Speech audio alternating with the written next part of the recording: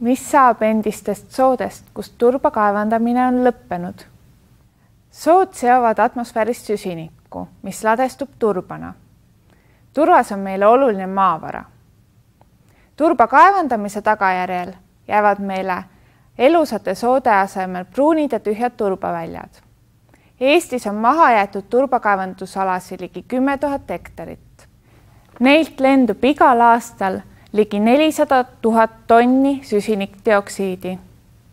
Kui looduslikus seisundis sood on olulised süsiniku kogujad, siis kaevandamise järgselt on nad olulised süsiniku tekitajad.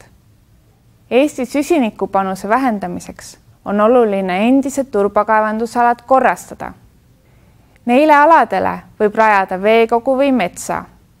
Samuti võib kasvatada seal marju ning energiakultuure. Süsiniku vaatepunktist oleks aga kõige parem soo taastada.